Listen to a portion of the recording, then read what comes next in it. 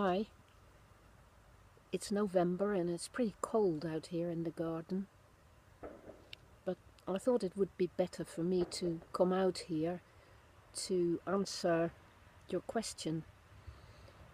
Your question was about anxiety, and what you actually said is, have I come across people before who went insane from anxiety?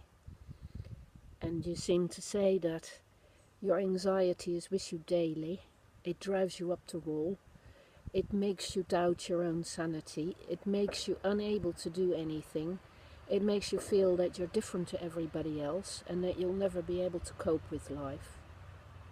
Well, I thought that the best way to answer that question was to take myself out into the cold air and the bracing effect of the nature around me that always reassures me, because that is the way I found to root myself back into nature, into the holding environment of the earth and of the biosphere that is like a womb around me.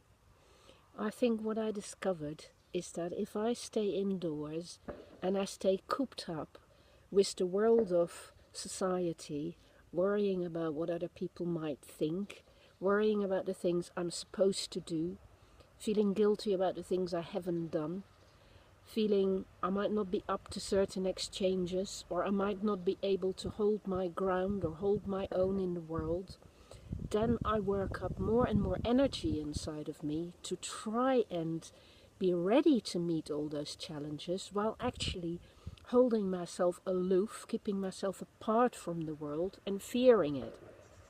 So it's not my anxiety that is the problem, it is the fact that my anxiety raises my levels of energy, and then I block myself, I stop myself from actually taking action and doing anything with that energy in the world, because I am afraid that other people or the grindings of the world out there will be too much for me and will stop me from doing what I need to do, and will make me feel like a failure or make me feel like I'm deficient in some way.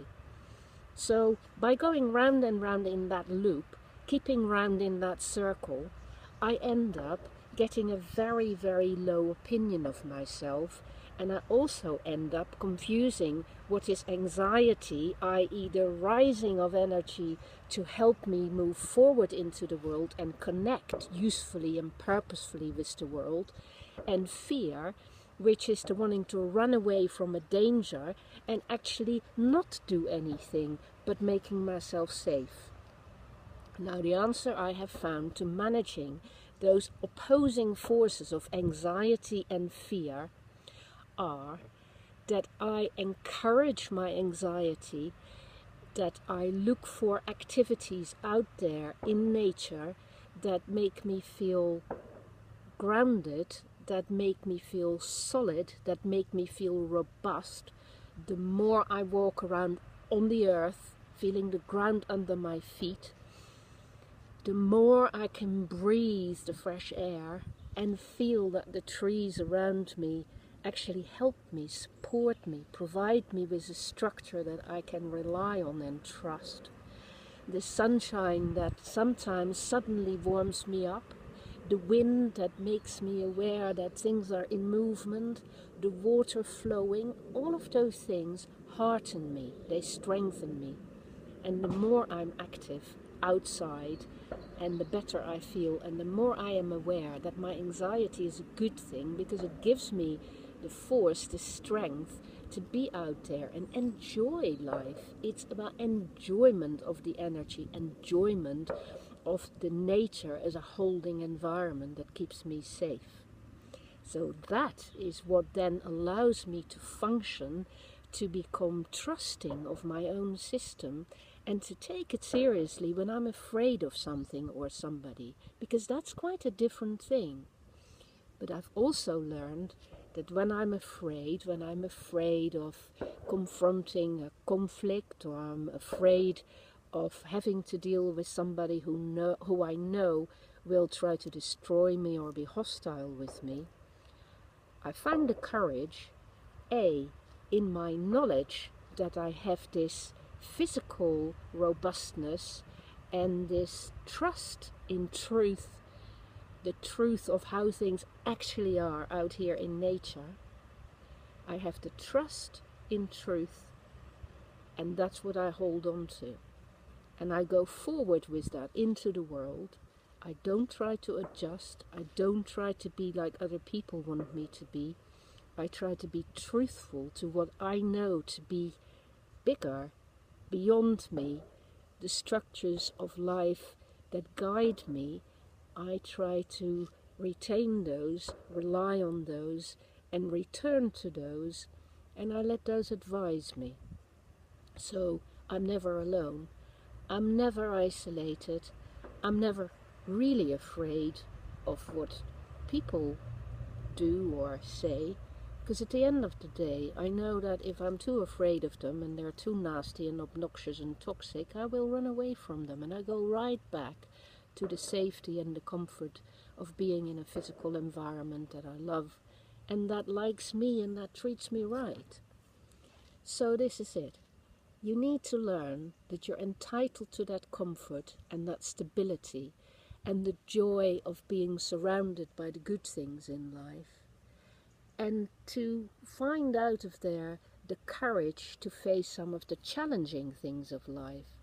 This is not about finding willpower. This is about finding the strength within to align yourself with what is good and to not allow the bad stuff of the world to paralyze you or stop you in your tracks. So that is what I wish for you, my friend.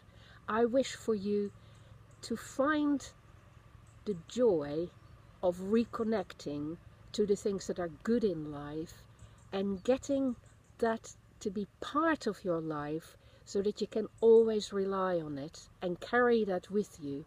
And with that robustness, I hope you will then go out and engage with some of the more challenging social things in the world and dare to trust that when you're afraid of something, there is good reason for it, but find the courage to interact with that fearful thing well enough to be able to esteem yourself when after that confrontation you go back into the safe zone to find the comfort, the enjoyment, and the safety in your life again in nature. So try that. See how freeing your anxiety gives you back to your natural freedom, and how trusting your fear and your ability to be courageous will help you find the strength you need. I wish you success on all counts. Take care.